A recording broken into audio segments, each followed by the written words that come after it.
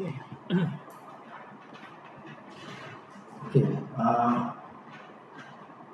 Now what? Z2 is R2 divided by S plus JX2. This is C2. And it is 0.332, right? R2 is here. And this is slip. And X2 is here.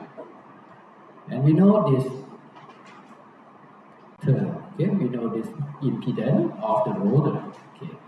Then we can calculate CF or ZF, this part equivalent to ZF, which is JXM in parallel with R2 by S plus JX2. Okay, you can use the formula of the impedance parallel together, right? In parallel. So in parallel with R2, C2 here, in parallel with JXM, right? We multiply together and divided by, we add it up together for these two impedance, right? This is CF here. Then we can get 11.8 plus J6.68 ohm, right? And then total, C total, we add impedance of the stator to CF here. Stator and CF. Stator is R plus JX1, right? R1 plus JX1 and plus CF. Then we can get total C total, right? Just make the equivalent circuit of this.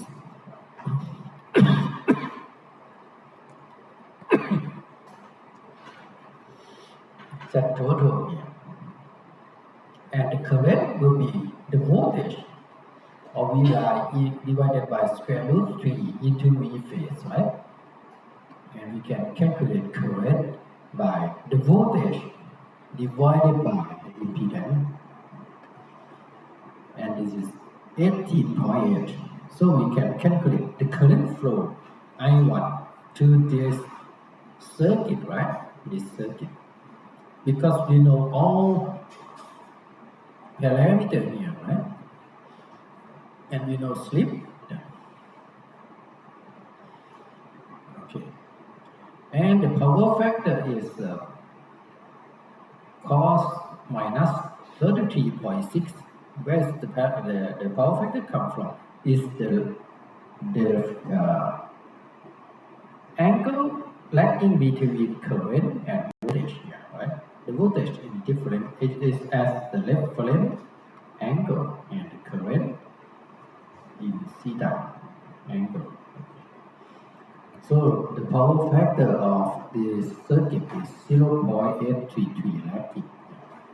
And total power would be, we know already current, we know voltage. So we can calculate power input by square root 3 VI cos theta. So we can get 12.53 kilowatt, right? 12.53 kilowatt as the power input here. And the loss is stated. Now we can calculate the loss part by part, right? So this is input square root 3 VI cos theta, which is 12.53 kilowatt. After that, we can calculate the loss in each part, right? There is no core loss here. So stator loss is theta of I square R, I1 square R1 is I is 18.88 and R1 is 0.641. This is stator loss. And the fact that P is common here. PAG will be P input minus P stator loss, right? Because the loss is here. The loss is stator. Okay. Then input minus loss, we get power air gap as 11.845. We input power 12.5 5, 3, and it's come to the rotor 11.845, okay? Because it's lost in the rotor for 0.685. Yeah. Okay. Or we can calculate P air gap by P times of I1 square RF. Then we have calculate RF here, right? Sorry, ZF, CF here. CF is here. Oh, sorry. CF is here, right? CF. I square RF, right? From CF also. We can also calculate by this equation. We will get the same value. And then P conversion. P conversion is 1 minus slip P air gap, right? We get P convert to R. P convert. Because in this part, the equivalent circuit is here. R2, this is R2 by 1 minus S divided by S. This is equivalent circuit, right?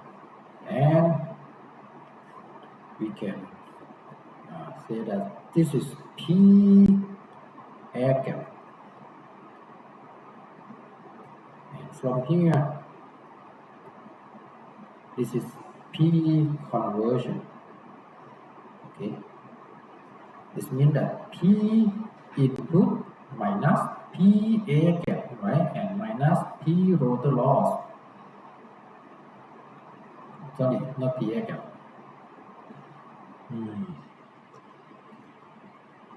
P input minus the loss in the stator, PRCL. We will get P air gap, right? And P air gap we minus rotor loss, right? P rotor loss. SCL, and this is RCL equal to P conversion. Okay, this is just the loss in stator, loss in loser. Okay, if we subtract input by stator loss, we will get P power convert to air gap transfer to rotor, right? And from the rotor transfer to mechanical power, we call P convert. Okay, P conversion. Okay, this is stator to rotor, right? And this is rotor to P mechanical, right? To mechanical power. To mechanical power. Okay. So P out is P convert minus the other loss, right? The mechanical loss, which is a witness loss and friction loss. Which is friction loss, we can get the output of 10.485 kilowatt. Okay. Then here we can calculate the angular velocity, NS, multiplied with 2 pi divided by 60. It's 188.5 radian per second. And the induced torque will be P air gap divided by angular velocity, which is 62.8 Newton per. And mechanical speed, right? In terms of radian per second, we use the rotational speed of the motor, which is 1,760. Now to get this value, is here, right? Mechanical speed, right? Mechanical speed is in terms of radian per second, right? We just change it to radian per second, so we can calculate the torque, right? At the shaft by P output divided by mechanical speed. We can get torque of the motor. Finally, we can calculate the efficiency of this motor, okay, by this formula, right? The output is 10.485 here. This is output. And what is the input? The input is here. So if we know output and input, we can calculate efficiency, right? Output, net output, and net input. and this is efficiency. Okay. So this is how to analyze the motor in terms of equivalent circuit. Okay, we can analyze in terms of loss or in terms of circuit. Okay, if we know equivalent circuit, we just calculate in terms of solving this circuit. Okay, but we need some idea about where is the power transfer into this part, right? Which is P air gap and this is P conversion. Okay.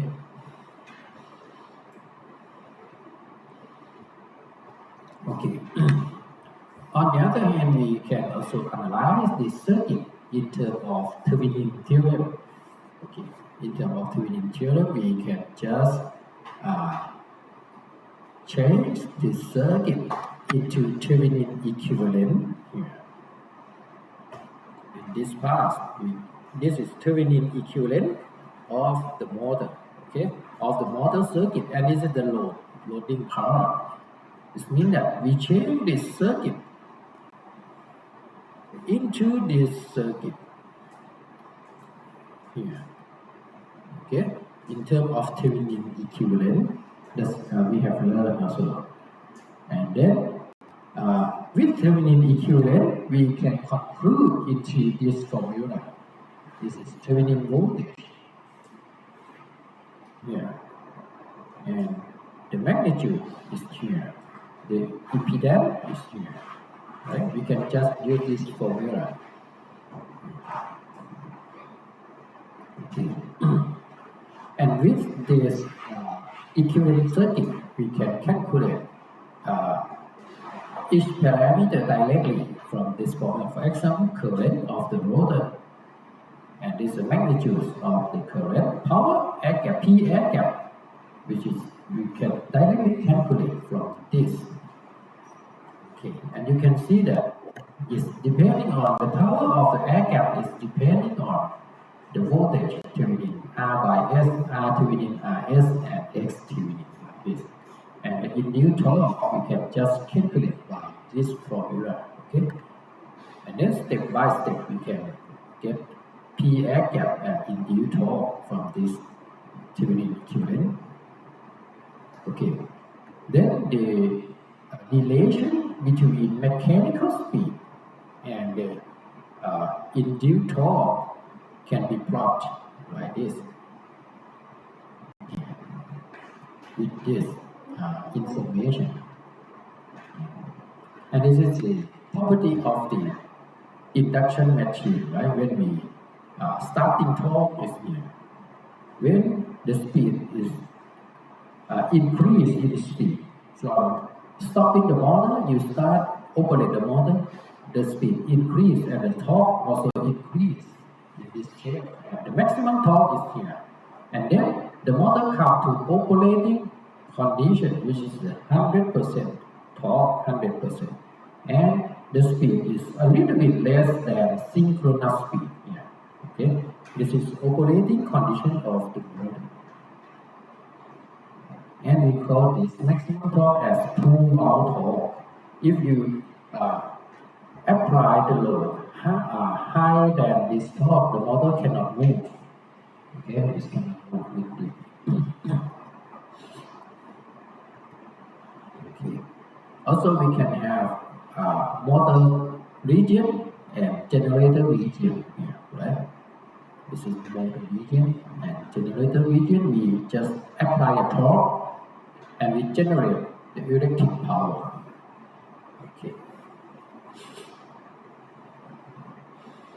And this is the curve of power in terms of power or P conversion here, related to the speed also.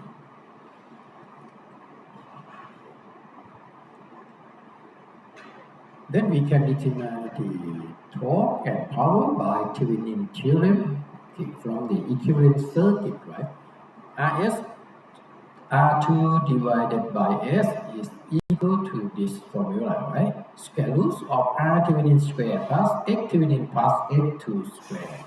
So the slip that causes the maximum torque can be calculated by this equation. R2 divided by square root r thevenin square plus x thevenin plus x2 square. Okay, this is the maximum torque, right? Slip that cause the maximum torque. Yeah.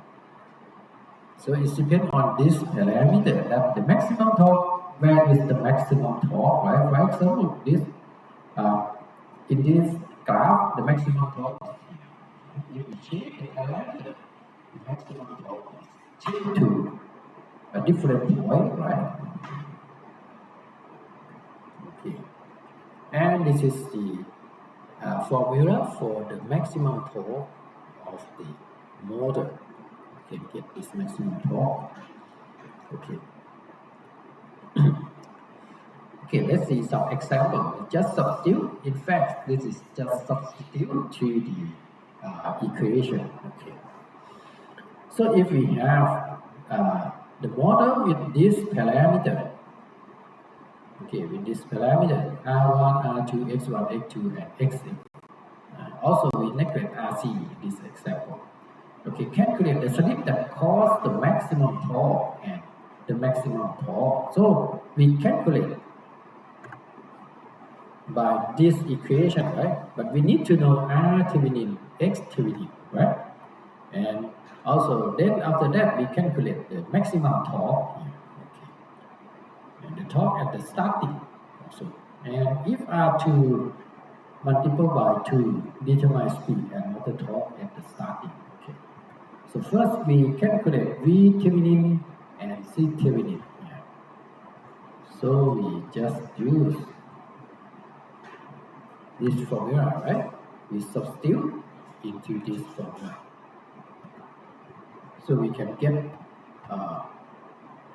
V thevenin is V phase into Xm divided by R2 square plus R1 plus Xm square. And V phase is V line to line divided by square root 3. V phase is V divided by square root 3. Then we get V thevenin of 255.2 volt and Z thevenin is R plus JX thevenin. We can calculate by this equation and we get Z thevenin. Okay. Speed of the magnetic field, right, is 220 F by P. So it's 1,800 RPM. Or in terms of radian per second, we multiply with 2 pi divided by 60, right? 2 pi divided by 60. We get 188.5 radian. Okay. Then we can calculate maximum torque, right? By this here and V thevenin we have calculated for. Then we get the maximum torque of 239 Newton meter. And slip that cause maximum torque, right, is here. The formula is here. Slip that cause the maximum torque, right? So slip that cause the maximum torque is 0.9198. Or if we know slip, we will know mechanical speed, right? The mechanical speed is 1,444 RPM. Okay. Then the starting torque at the starting, it means that rotor very close to R of the rotor is 0, right? Is 0. It means that slip is ns minus nr divided by ns. At the starting time, the rotor speed is 0, right? It's not move, they just start to move, right? Slip is very low. The rotor speed is close to 0. The slip close to 1, right? This is close to 0. Slip will close to 1, right?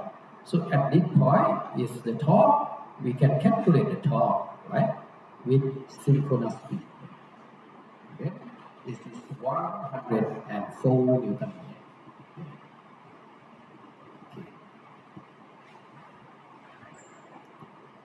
And then at the equation after R2 multiplied by 2, if R2 become double, right? What happens? If R2 become double, right? So X, so slip at the maximum torque would be 2 times, right, of this. And if the slip change to 0.396, the mechanical speed becomes 1087 RPM, right? At this point, at this maximum torque, right? And the torque maximum change to this value, right? Change to this value. Because the R2 is changed, right? R2 is changed. So the maximum torque change to 170 Newton meter. Right? Change from 2 to 5. Okay. So there is many types of induction motor, right? So you can see that if the parameter is changed, the torque is changed, right? And the point to maximum torque, sometimes at here, sometimes here, and sometimes here, right? It's depending on our application. The motor to drive the pump and fan. Maybe we prefer this shape to drive the fan or the large pump. And sometimes we prefer this shape. We need a high torque here. Okay, and it's operate here, right? It's usually finally it will come to operate at this point, right? That's 100% of full load, right? And the speed a little bit less than synchronous speed, right? This is synchronous speed. Yes, and this speed is around here, but it depends on which type of motor we prefer to drive different loading condition, right? For the different loading condition. Okay. Okay, this is a class of induction motor. I'm not going to detail about this. You can go to this slide. Okay, and the last section is how to determine the parameter, right? We have 6 parameters or 5 parameters depending on our calculation. We to negative RC or not, right? Okay. So how to test the model for obtain the parameter? Okay. How to get R1, X1, RC, XM, R2, and X2 of the motor. Okay. We need to do it in the laboratory. Then we get this type of parameter. Okay. Okay, let's see step by step. First, to obtain R1, we can test the motor by DC test. DC test means we supply DC voltage and we obtain the DC ampere. Right? We supply the voltage and we get the current. Okay, VDC divided by 2IDC will be R1. Right? So if we supply the DC voltage to the motor, okay, and we measure the current, we can get R1, okay, with the motor. Okay. Then we can do no load test of the motor. With no load test, we let the motor operate without any load, right? In this case, we calculate for X1 and XM and R1 with no loss. Okay, with no loss, speed is S is close to synchronous speed, right? NS close to NR. The speed is very fast. Speed of the rotor close to synchronous speed. So slip, what is slip is NS minus NR divided by NS. Slip is very low, right? If the slip is very low, close to zero, this is very high impedance, right? So we can cut out this, we can neglect this part of the circuit. Okay, this means that what we have measured is just come from this parameter. And if we neglect RC, we can R1 we already know by DC test, right? From DC test, we already know R1, right? In this case, we will get, if we supply the voltage and measure the current, we will get X1 and Xm plus together. Okay, plus together. Okay. Then after that, we do lock loader test. We just block the loader by any method. For small loader, we just maybe we just block it by hand, right? But for large loader, it will be you need some equipment, and you need to do it very fast because otherwise water will be burned. Because if you block the loader and you supply the current, it will it will get overheat to the motor. Okay. And in this case, if you block the motor, what happens? The slip is very low. NS minus NR divided by NS. NR is 0, right? So this part becomes very low resistance comparing to the core part, and whatever the data we measure, sorry, with this circuit, right? It means that we measure R1, X1, X2, and R2, right? Divided by S, right? And S is close to 1 here. Okay. Then with this circuit, if we measure the power factor, right, and impedance, right? Impedance is rock loader. We can calculate this impedance, and R rock loader is R1 plus R2, right? We will get R2 from this circuit because we already know R1, right?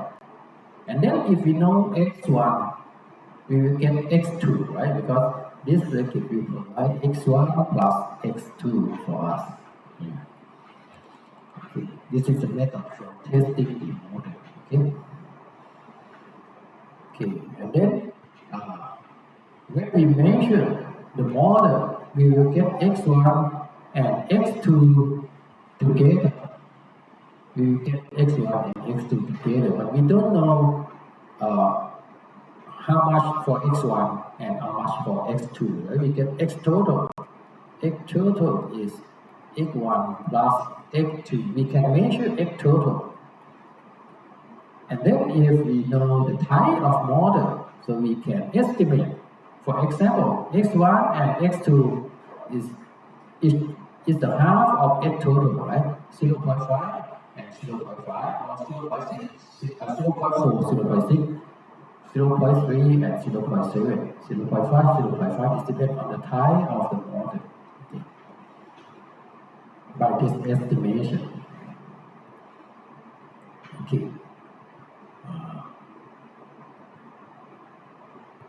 I think we can talk about this.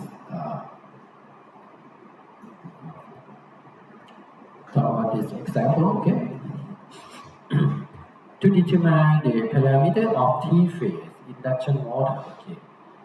And the induction motor three-phase, 7.5 horsepower, 4 pole, 208 volt, 60 hertz, and class A. We have wire connection current of 28 ampere. This result from testing. If we do DC test, we get this information. We do no load test with this information. We do lock loader test. We get this information.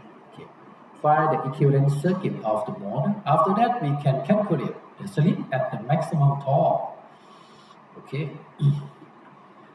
So by DC test, right?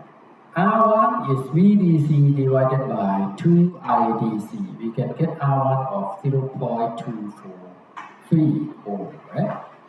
Then with no load test, the phase voltage is 208 divided by square root 3 is 120 volt. And I is the average of 3 testing data, right? We have current here, phase A, phase B, phase C. After testing in different phases, we just make an average of each phase, right? This is the current, we have the voltage, and then the current, and then we can calculate C no load test, right? And we have X, which is X1 plus Xm, is V divided by I. We can get this X1 plus Xm here, right? Then P stator loss is I square R1. You can get this stator loss of 48.71. And P water is the P input minus P stator loss, or this is P air gap. P air gap. The input minus loss is 371.31. Then with lock rotor test, we have 14.4 volt and the current of 27.9 ampere, right? With this information, we can get the theta. The power factor is P divided by square root 3V and I. Then we can get the power factor of 0.762 and the theta angle is 40.4. Okay. Then we calculate C lock rotor. C lock rotor, which is R plus Jx, is voltage divided by current. Then we can get this value, right? This is R lock rotor and X lock rotor. Okay. So R lock rotor is R1 plus R, and we know R1 already here, right? We know R1. So this is the value of R1 plus R2. This is R1 plus R2, and this is R1. Then we know R2, right? We get R1 and we get R2. Then R2 will be 0.151, right? And X, we know X1 plus X2 from the test method, right? X1 plus X2 is here.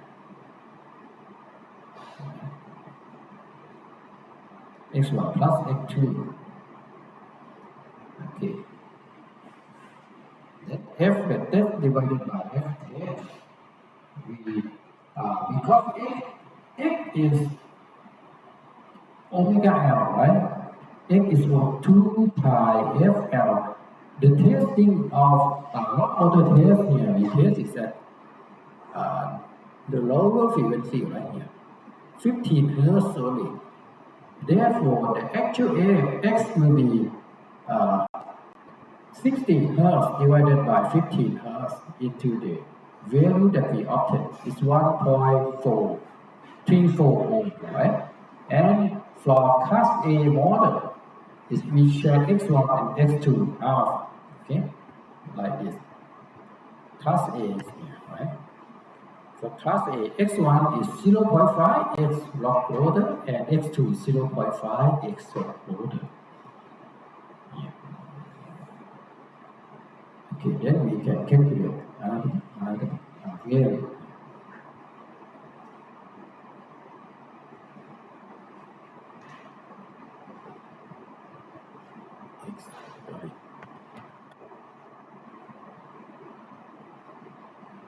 X1 plus Xm is 14.7 and then Xm is 14.7 minus 0.6.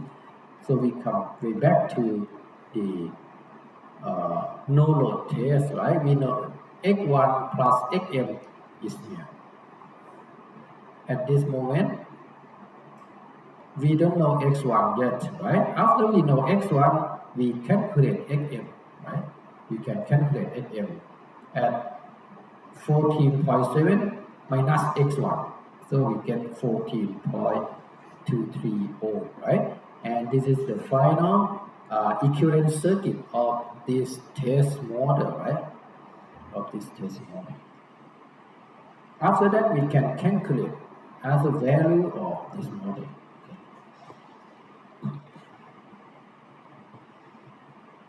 So maybe you have a chance to do equivalent circuit test in the library, okay? but I think I won't make the examination on this part. Okay, I think this may be it's good news, right? Just to get some idea. We need to get some idea. Okay. Then after that, we can create other part as earlier example, right?